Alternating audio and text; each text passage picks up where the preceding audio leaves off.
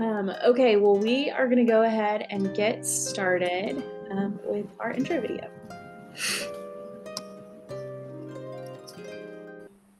When Jesus saw the crowds, he went up the mountain and he sat down. His disciples came to him, and he began to speak and taught them, saying, Blessed are the poor in spirit, for theirs is the kingdom of heaven. Blessed are those who mourn, for they will be comforted. Blessed are the meek, for they will inherit the earth. Blessed are those who hunger and thirst for righteousness, for they will be filled. Blessed are the merciful, for they will be shown mercy. Blessed are the pure in heart, for they will see God. Blessed are the peacemakers, for they will be called children of God. Blessed are those who are persecuted because of righteousness, for theirs is the kingdom of heaven. Blessed are you when people revile you and persecute you, and utter all kinds of evil against you falsely on my account. Rejoice and be glad, for your reward is great in heaven, for in the same way they persecuted the prophets who were before you.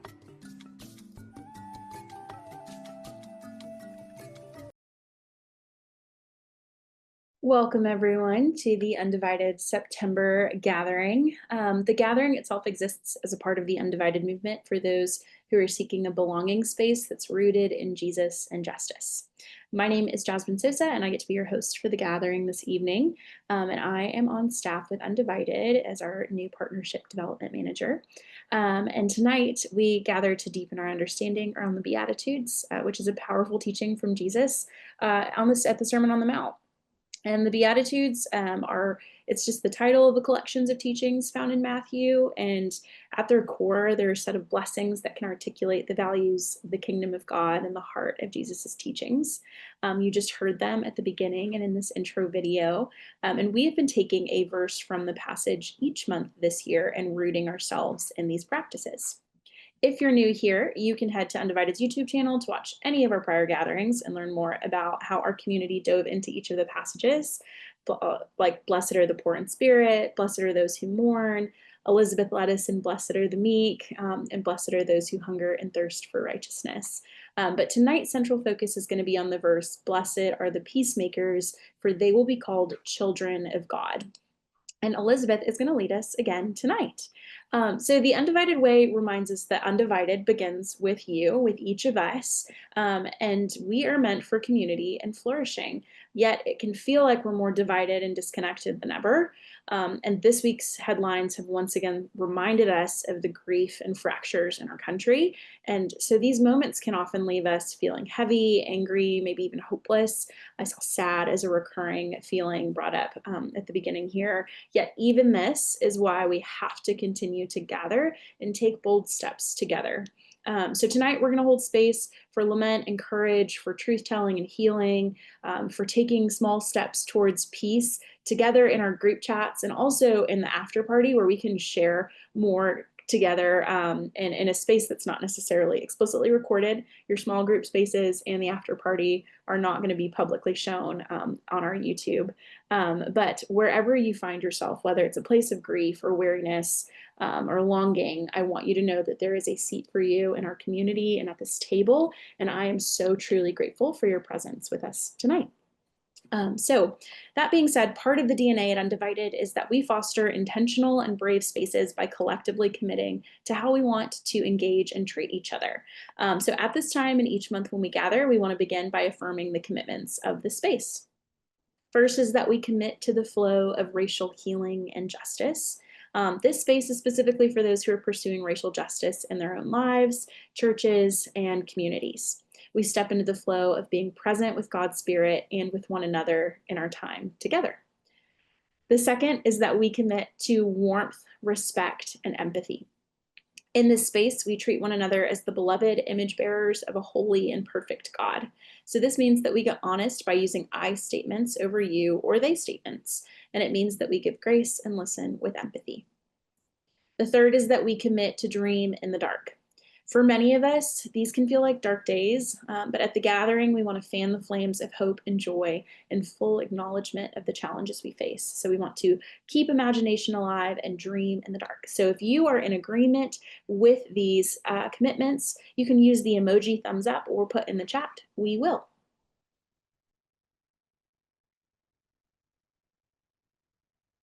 Lots of emojis. I love it. Thank you so much. This community is just blessed by each of you choosing to be present. So if you're joining us for the first time, I'm so glad that you're here. At the end of the gathering, we're going to share a little bit more about how you can connect to the undivided community that exists outside of these 4 virtual walls. But tonight we are going to start with a little throwback video from our founder, Chuck Mingo, as he starts and speaks into the word shalom. So let's watch that now. Shows up all through the Bible, and it's the word shalom. And shalom is so much more than peace. Shalom is the world operating as God intended it. And let me tell you something. In shalom, in full shalom, there is no such thing as injustice. In shalom, there is no such thing as division. When there is shalom, there is unity. Every person has dignity, and the world works the way that it's supposed to. It looks like God, and it looks like love. But let's be honest, our world is far from shalom. My name is Chuck Mingo, and I'm the founder of Undivided. We all have days we'll never forget. One of them for me is July 29, 2015. Because on that day, body cam footage was released from an officer-involved shooting of an unarmed African-American man in the city where I pastor. I knew that as that body cam footage was released, 2 things would happen. Number one, we were going to watch a person lose their life, and I was sobered by that. And I also knew my city and my church would be thrust into the challenge that is the racial divide in this country. Racism is a system that, based on the color of someone's skin, defines them as lesser value than other people in our society. And for years, the church has actually been a force for this to continue. However, if you look throughout history, you'll see that at various points, the church was also the force for good, the force that was bringing shalom to the racial conversation, whether it was William Wilberforce in Britain, whether it was the way that the body of Christ reflected the diversity and beauty of the Roman Empire in the 1st century, whether it was Martin Luther King and the church at the heart of the civil rights movement in the 60s. The church is a place that promotes shalom. And I want you to know, I believe God is calling the church again to step into this place of courageous leadership and ushering in shalom in the world. One way we do that is through this movement of Undivided. Undivided is about moving people, whether you are white, Asian, Hispanic, whatever your background, it's about moving us from a place of avoidance into relationship, into engagement, and actually from engagement to real actionable change. And so here's what I want to challenge you with. It's not that we have to do this as the church. We get to do this as the church, and we get to see what it looks like when grace and truth and justice and all the things that we know are true about the God that we serve come to bear on the biggest problem, what some would call America's original sin, and that's racial injustice in our country. We're born for this, we're made for this, and I want you to be a part of this conversation.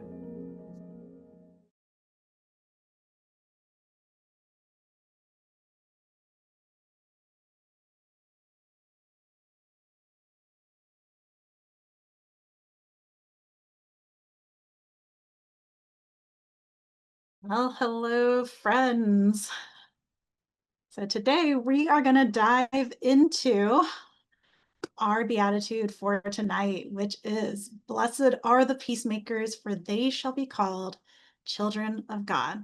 That's Matthew chapter 9, or chapter 5, verse 9. And I really like this beatitude, and I always have, but the reasons why have changed over the course of my life. And when I was younger, this one felt very comforting and really straightforward. I would do good things, and people would know I'm a good Christian. Really easy. But as I've lived more life and experienced the contradictions and hardships of this world, especially around those, who call themselves Christian like me, the concept of peace has become far more complicated. And so tonight, we're going to explore our misunderstandings around peace peacemaking, and what it means to live as a child of God in a world full of division, conflict, and injustice. So, what is peace? Well, dictionary defines it as kind of two different things. One is freedom from disturbance, so a state of tranquility. The other way it describes it is a state or period in which there is no war, or that a war has ended. But do you hear how we're defining it? We define peace as the absence of something. We reference something else to land on a definition for peace. And those somethings are things like disturbance, conflict, war. It also has kind of overtones of passiveness and emptiness. We're describing peace in terms of experiences, circumstances, and environments. And to some extent, that makes sense. We've never known peace in its fullness. Since the fall, we never have. And so we describe peace in relation to disruption, violence, and chaos because we know those really well. So this next portion was not part of my original plan for tonight, but as I was preparing for this evening, I did a really quick Google search on my personal account and dropped the word peacemaker into the search bar, and here's what came up. Now, web searches use your browsing trends and search history to filter options for you. And I promise I am not Rambo on the weekends. I've been in ministry for almost 20 years, and I'm a really nerdy millennial mom. I'm usually asking Google to find me recipes, if a rash my kid has is the plague, how to fix things, and like Zelda gaming tips, none of which would lead to this. The other thing that search engines use to give you results are popular search trends and advertising. So that tells me that this image is communicating what others have been searching and finding when they put the word peacemaker in. This is what we're being told a peace or peacekeeper, what a peacekeeper is. And it tells me the methods by which and the links that the world is going to so that they can keep the peace that they've chosen, how they choose to maintain the current systems and the status quo, to keep out the things that feel disruptive and uncomfortable. But we really need to call it what it is. This is comfort and prosperity, the comfort and prosperity of some, either by ignoring or using the suffering and oppression of others to keep what they consider peace. That's not peace. That is comfort paid for by the flesh and futures of marginalized people. But peacemaking, peacekeeping, that's not what we're called to. Peacemaking, that's what we're called to. That's what Jesus calls us to. Shalom. And Chuck's video did a really great job of outlining how we can define and think about shalom, especially as we look at the division in our world today. Shalom is not something that we can define from observing or experiences, because remember, as I mentioned earlier, we've never really known it. We've never experienced it. And when I think about shalom and peacemaking, I think of Jesus, which is usually the right answer in ministry. But more specifically, Jesus as the Prince of Peace. He is sovereign over peace. In the Last Supper, he says to his disciples, "Peace I leave you, my peace I give you." Shalom. I leave with you. My shalom I give to you. I do not give to you as the world gives. Do not let your hearts be troubled and do not be afraid. And that's from John chapter 14, verse 27. And when I was younger, I never really thought of this verse beyond the peace I leave you, my peace I give you. And it really only lived in my brain because it was part of the liturgy for the Eucharist. And I never dug deeper. But as we look at how we've defined and utilized the word peace, Jesus's words here take on a new meaning. He brought us shalom, peace to us, his shalom, and he knows what peace really is. He's giving us a peace that is different from anything else the world has to offer. And then that second part that I never really thought about, this type of peace that Jesus is calling us to, that he's offering us, is going to require courage. Do not be afraid, Jesus says. We need courage because the world is still gripped by violent powers. And those powers and principalities will use violence and intimidation to protect and keep that type of peace, their comfort. Peacemaking, shalom making, is about the liberation and cultivation of truth. And we do that so that we can move towards the peace God intended for creation. And that's in direct opposition of what unjust systems and peacekeeping aim to do. To be peacemakers, we have to step into that tension, to confront division for the purposes of healing. And peacemaking causes discomfort before it brings healing. I'm just going to tell you the truth there. And it does that because injustice is so deeply entrenched, and peacemaking just really doesn't settle for masking the symptoms. Peacemaking goes directly at it. Peacemaking asks, what is the root of this injustice? What is breaking people apart? What's tearing them from one another, from God, from creation? And who is being harmed? And what needs to change? How do I need to change? And then peacemaking, it acts. As peacemakers, we expose systems that hurt people. We speak uncomfortable truths. We challenge traditions, institutions, and attitudes that resist justice, because injustice cannot exist in a place where our Creator will dwell. And so it has to be uprooted and disrupted. And those whose lives and prosperity are built on the backs of others, well, people don't like it when you tear down their idols. And our world has crafted an idol of comfort and safety. And that's why peacemaking is rarely safe or convenient, but it is sacred. After Jesus says, "Blessed are the peacemakers," he says, "For they shall be called children of God." And that second half, it's not a reward being talked about. It's about knowing our true identity. Peacemakers are God's children because they reflect God's nature, God's character. We take on the attributes of our parents because we are shaped by their consistent presence in our formation.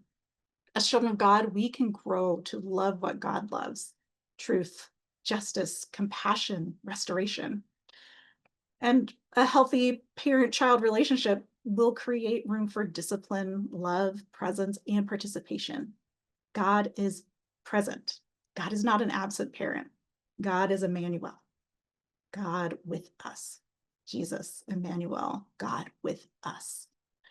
I mean, think about what it means to be a child within this family of God. A child can ask really hard questions. They often do. I've got two little ones. They ask me hard questions all the time.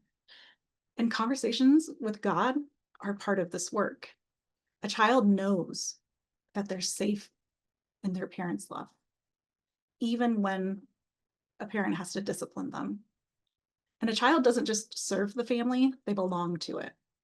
And that's how God relates to us as our parent. We're his children. God isn't asking us to be perfect before we belong. We belong first. And out of that belonging and relationship, we will be formed into people of conviction, compassion, and courage.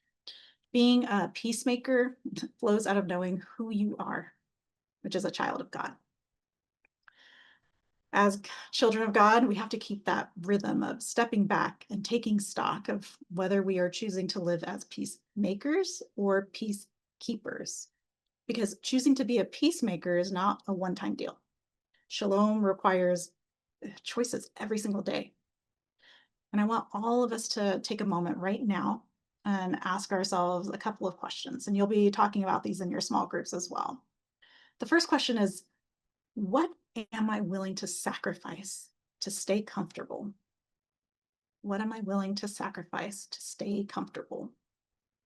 My second question to you is, who is paying the price for my version of peace? Who is paying the price for my version of peace? And the third, what injustices am I ignoring to avoid conflict? What injustices am I ignoring to avoid conflict? Being brave enough to be honest with ourselves as we ask these questions, that will also be difficult and disruptive to us. that holy disruption of peacemaking, it creates opportunities that would never have surfaced in the calm facade of peacekeeping. And the answers that surface as you seek truth in those questions may hurt. You may feel guilt, but don't despair. Surrender your truth to God and lament. Remember, conversations with God are part of this work. We got to talk to our parents. God will direct you through those convictions because those convictions are meant for you to act upon. They are the discipline and guidance of your heavenly parent who knows and loves all of you. They created you with and for a purpose. God knows why they are giving you this assignment, and God will be with us. We're not going to do any of this work alone because we weren't meant to. And also, we have to do the work because peace isn't something that we can possess. It's something that we make. And it's something that we build with God, with others, with creation. So, blessed are the peacemakers because they don't avoid conflict, they heal it. And they don't just long for justice, they participate in living it. All right, I'm going to hand it over to my friend Jasmine. I think she'll get us set up for small groups. Yeah. Thank you so much, Elizabeth. I feel like I would actually confidently say those of us that are in this room right now probably have a deep affiliation for this word. And those of us who have partnered with Undivided or had any sort of encouragement by the content in Undivided would say peacemakers. And peacemaking has been something, maybe it's been said over you, or it's something that you desire more of, or you've been inspired by someone who has stepped into that space. And so I just appreciate all the things that you shared. And when you first showed me that screenshot of your Google search, I remembered thinking, oh my goodness. And I'm not surprised. And I actually did a Google search as well. Also, someone who, I mean, practicing pacifist, really big on nonviolence and the ways of, MLK and all the ways he's led us. And I had a very similar image result. And so I would maybe y'all, if you in your free time, look it up. But I'm just really grateful for what you shared around that and also your questions. So we are going to jump into some small group spaces, and it's going to be an extended small group time for us. That being said, if you have any additional questions for Elizabeth or further thoughts around what we've been discussing, or even just this week and how you're showing up, we're going to stick around, or I would invite you rather to stick around for the after party. We'll have some time with Elizabeth and myself. But for now, we're going to step into our small group spaces to discuss a couple key questions. Something to note is that an important part of why we gather each month is for spaces of connection, not just another TED Talk and sometimes we have wonderful speakers who come in and that's all we need is just to sit and hear. But we're going to actually get to step into some breakout rooms for some discussion because of our small group sizes, which will be about 4 people per group. Everyone might not have the chance to share answering all of the questions. But again, at the end of the gathering, we can step into the after party and continue the conversation. So I would just encourage you to pick one of the first 3 questions to start with to answer. You don't necessarily have to go in order, see what sticks out to you. I would love for you guys to also spend some time taking notice of what are you thinking or feeling right now as you step into this week, and maybe how are you going to respond? What do you feel like God is directing you towards? And as time allows, please pray for one another as you feel comfortable in this small group space. That being said, as a best practice for our gathering, I would encourage you all to turn your cameras on if you're able while in your small group. It's just a great way to be able to show up authentically and honestly and answer some of these intense questions that Elizabeth has provided us with in a way that doesn't feel like it's an anonymous, like I'm talking to a screen or a bot. So turning on your cameras helps within the small group space. So we're going to give you guys 25 minutes and there should be the timer at the top of your screen and you'll get a little reminder towards the end. But these are the questions you'll step into and we'll see you back here in about 25 minutes.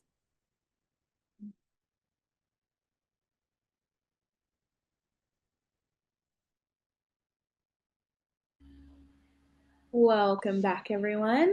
Thank you for leaning in. I just want to thank Elizabeth one more time for sharing with us so thoughtfully. And also, I imagine with all those really incredible questions she got for us that we want to keep talking.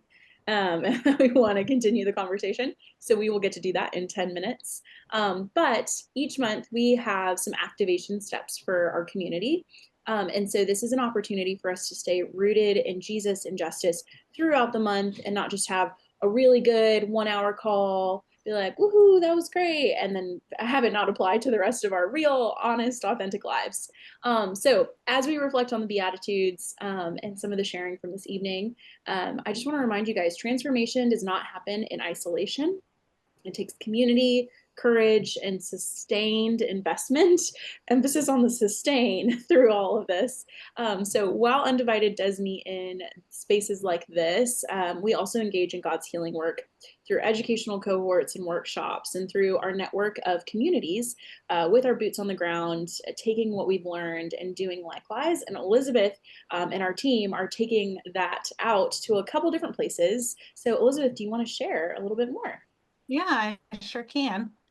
All right. The first thing coming up is the Church Mental Health Summit. I actually get to be a speaker, and I'll be talking about something similar to tonight. And the Church Mental Health Summit, it's this global virtual event that exists to equip the church to support mental health.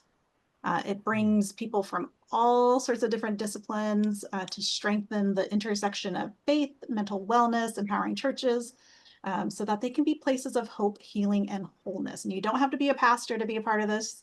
It's a free event too. Free is fun. You just have to register in advance. It's on October 10th, and it'll be available on demand for 24 hours. So people all over the world can participate. So my talk will be there. You can click on it at 6 in the morning or 8 o'clock at night here in the US. But it's on demand for that whole day. And there's some really fantastic speakers that are also sharing their wisdom at that event. The next one that we have is the CCDA pre-conference. CCDA has a national conference every year. They are our friends. They are fantastic. We are in community with them as well. And it's a 3.5 hour pre-conference before the main national conference. And it's meant to help our folks kind of process the way that polarization and division have affected them, how it's affected you spiritually and emotionally. And the goal of this time is to set you on a path through healing, towards healing and community. And we'll have, an undivided experience, the kind that you guys are used to. And we'll have some of our friends from all over the US that are part of this undivided network there. So we'd love, love, love for you to come out. We'd love to see you in person because in person is so great. All right. I'll hand it back over to Jasmine. Yeah, thanks, Elizabeth.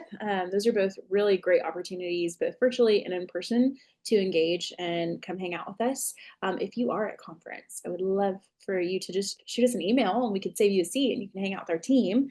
But our last announcement is for you to save the date and mark your calendars for our next gathering, which is going to be on October 12th. Our very own Stephanie Kreider is going to be sharing as we focus on the verse, blessed are the pure in heart. And it's for they shall see God. And you can register at the link that we're going to put in the chat right now.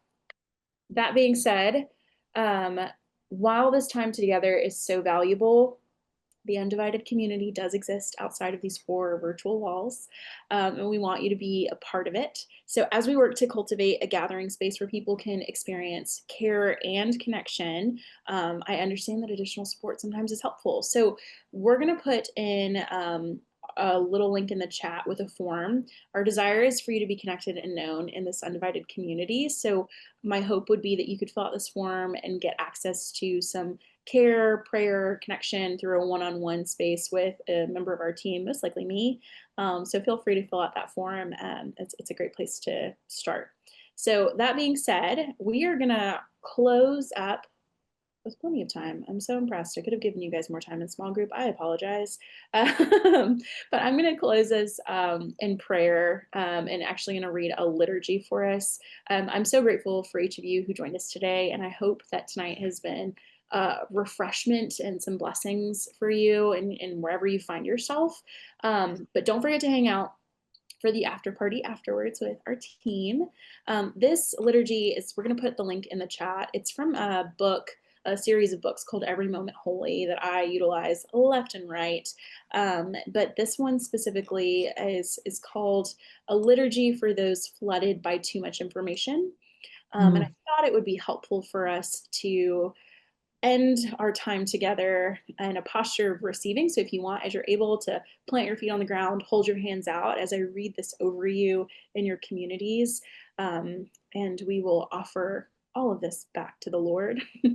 And so, yeah, feel free to, again, feet on the ground as you're able, hands open. Notice where any tension might be in your body. Maybe it's your jaw or in your shoulders. Feel free to release them as you're able and take a couple deep breaths in as I read this over you guys. In a world so wired and interconnected, our anxious hearts are pummeled by an endless barrage of troubling news. We are daily aware of more grief, O Lord, than we can rightly consider, of more suffering and scandal than we can respond to, of more hostility, hatred, horror, and injustice than we can engage with compassion. But you, O Jesus, are not disquieted by such news of cruelty and terror and war. You are neither anxious nor overwhelmed. You carried the full weight of the suffering of a broken world when you hung upon the cross, and you carry it still.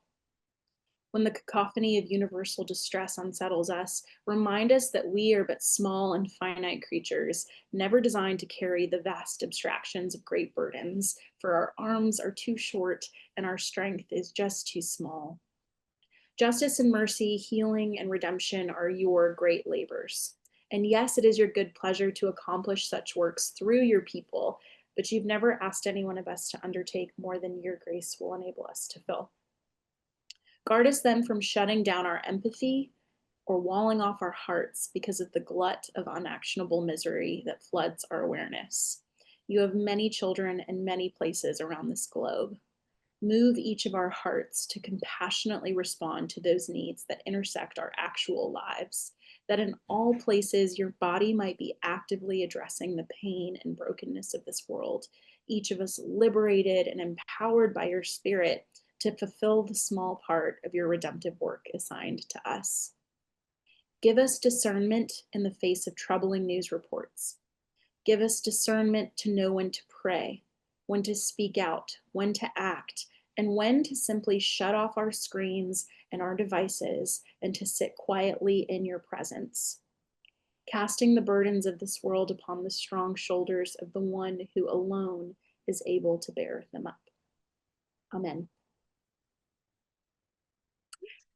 That is the conclusion of our September gathering. Thank you so much for being here, and we will now officially begin the after party.